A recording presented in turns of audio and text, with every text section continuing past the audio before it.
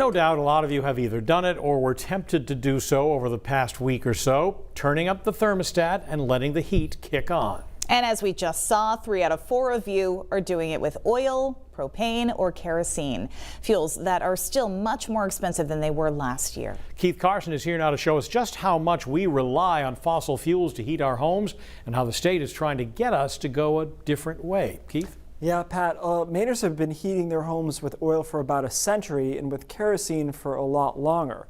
For many, using anything else will be a tough habit to break. And so far, high-efficiency heat pumps seem to be the best way to keep our homes and businesses warm in the winter and cool in the summer, while helping to moderate Maine's changing climate.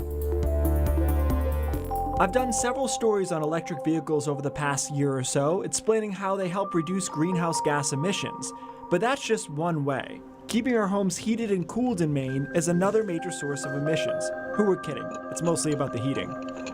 While 54% of greenhouse gas emissions in Maine come from transportation, making it the biggest contributor, residential heating and cooling comes in second at 19%. According to a study by the University of Michigan, Maine has the highest average in the whole country for something called household energy intensity. What is energy intensity? Researchers defined it as the amount of energy used per square meter of a dwelling. The 2 principal reasons Maine tops the list: a cold climate, which leads to a high number of heating degree days, and a relatively old stock of homes. While the average number of heating degree days is declining as the climate warms, the northern states still top the list. So it's no surprise that Vermont and Wisconsin join us to round out the top 3 most energy-intensive states.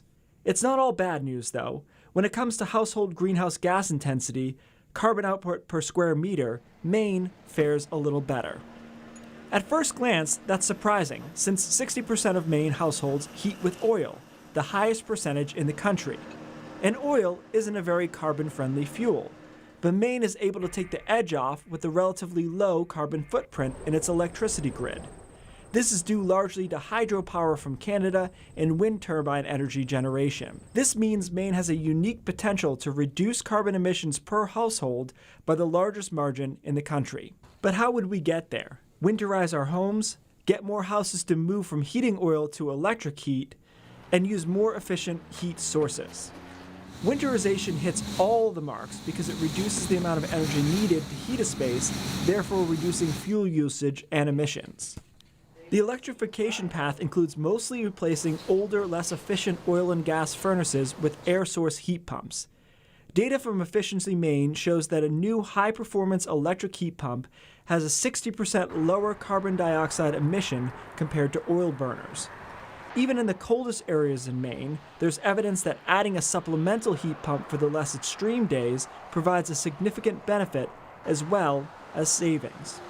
The savings are an important part of this equation. By reducing energy consumption and increasing heating efficiency, Mainers will ultimately be saving money. According to the latest fuel source comparison on Efficiency Maine's website, air source heat pumps are 3rd cheapest, behind only wood stoves and geothermal heat pumps. The biggest hurdle, of course, is the upfront cost. Although Efficiency Maine offers substantial rebates, air source heat pumps typically cost $4,000 to $6,000 per unit, and installation projects run easily into the thousands. For many, the transition to a more efficient, carbon-friendly heating will only make sense when their current furnace reaches the end of its useful life, or incentives are high enough to offset much of the cost. So the transition from energy-intensive to a more efficient carbon footprint in Maine could be a long journey, but it's a worthy one. Well, for those of you still on the fence when it comes to heat pumps, consider this. Just this past weekend, the Portland Press-Herald published a story about how Efficiency Maine got 10 skeptical owners of mobile homes, all in the same Freeport development, to have their kerosene or propane heating systems taken out and replaced with heat pumps for a year.